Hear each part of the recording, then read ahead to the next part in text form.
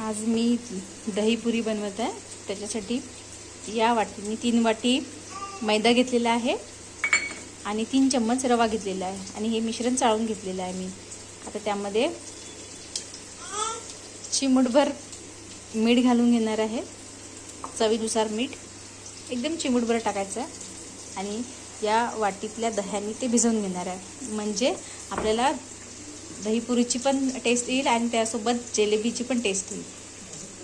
आणि या मिश्रणमध्ये आता हे मिक्स केल्यानंतर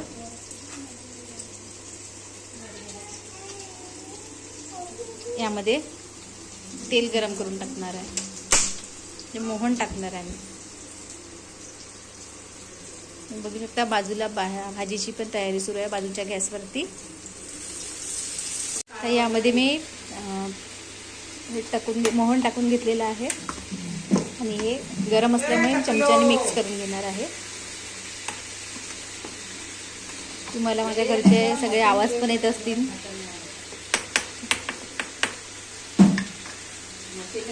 आणि या वाटीतला नुसतं मी दह्याने भिजवून घेणार आहे, पाणीचा वापर करणार नाही आहे.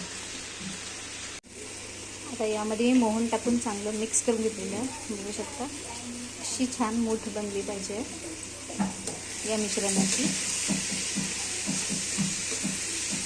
आणि आता दह्याने आपल्याला भिजवून घ्यायचं. आता मी अशा प्रकारे भिजवून घेतलेलं. आता याला 10 मिनटं भिजून ठेवणार आहे, झाकून ठेवणार आहे सॉरी. आणि या वाटीतलं इतकं दही उरलेलं आहे बघू शकता.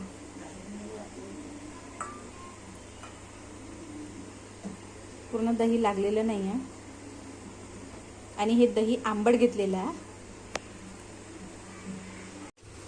दहीपुरीचा पाक बनवण्यासाठी मी या वाटीनी 4 वाट्या साखर घेतलेली आहे आणि 4 वाट्या पाणी घेणार आहे.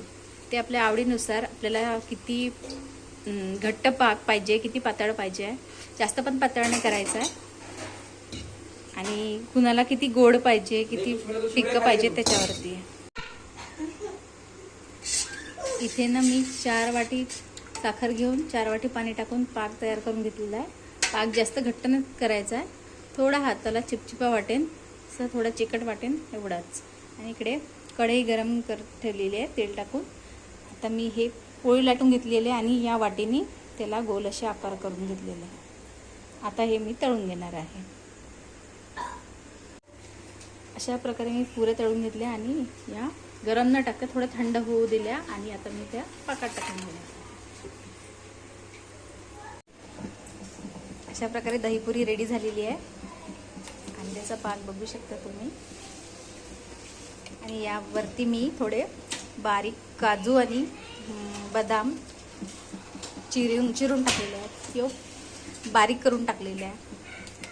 हे आवडीनुसार आहे, तुम्ही नाही टाकले तरी चालेल.